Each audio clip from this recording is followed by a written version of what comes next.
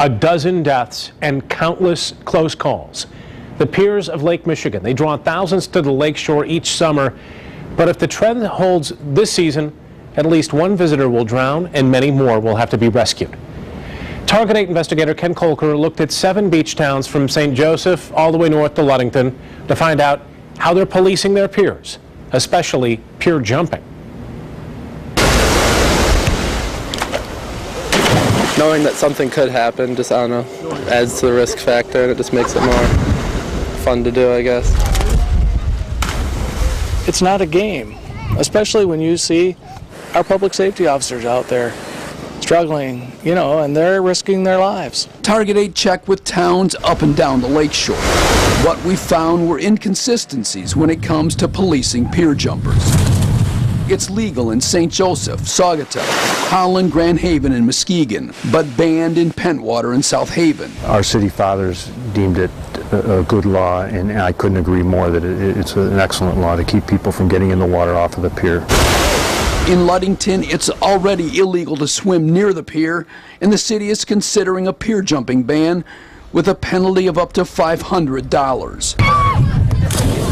To break down the danger for you, Target 8 filed Freedom Information Act requests for drowning reports up and down Michigan's west coast. What we found was that while pier diving is the #1 worry, it is not the #1 cause of Lake Michigan pier deaths in West Michigan. Of the dozen pier-related drownings in the last decade, 2 were pier jumpers.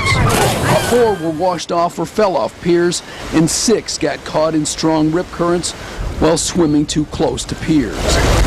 It's more of the people that go out and walk on the pier and oblivious to the fact that one big wave can wash them overboard. In South Haven, 2 recent pier drownings had nothing to do with jumping, but that hasn't stopped police from enforcing the new law, writing 24 tickets a year. A second offense there can get you 90 days in jail. Where we can control the dangers, we need to control the dangers. It's the same kind of ban proposed at Holland's popular pier several years ago and rejected by the Park Township Board. Some of them have claimed it as a rite of passage. I did this, it's my rite of passage. It's my kids have that right. And granted, at this point, to some extent, they do. Former Park Township Supervisor Stu Visser questioned how police would enforce it and why they should take away park goers' fun. But Kuhlman, who pushed for the ban, says township leaders are ignoring the dangers, including rip currents and rocks. Kuhlman recalls a recent summer day when police and others rescued 23 people at the Holland Pier, some of them jumpers. You can see that, oh, yeah, I could jump in right here. I could do a head first dive here. There's nothing here. But we've dove this, and there's probably rocks within 5 to 6 feet of the surface. Grand Haven's mayor says tradition and questions about liability and enforcement are why pier jumping is still legal there. We could make it illegal and say, you know, if people call in complaints, the challenge is who's going to call in complaints. You know, maybe somebody will once in a while, and so maybe you give tickets once in a while, but I don't think it'll stop it. It's been going on ever since the piers have been there. Bergman has even pushed for a fence to shut down that pier altogether and charging fines for rescues. I think we ought to have a $500 fine charge for a rescue. And maybe that message will get through to some of the people. Instead, Grand Haven has taken what he calls the positive approach.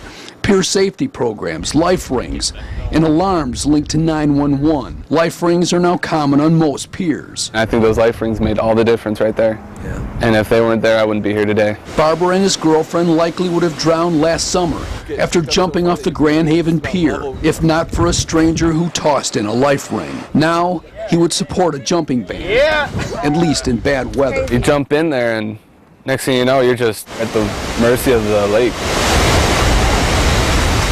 That's Ken Kolker reporting. Pier safety will be part of the Beach Survival Challenge. That's Saturday morning at Grand Haven State Park. For more on that, we've got a link set up on our website. Go to woodtv.com.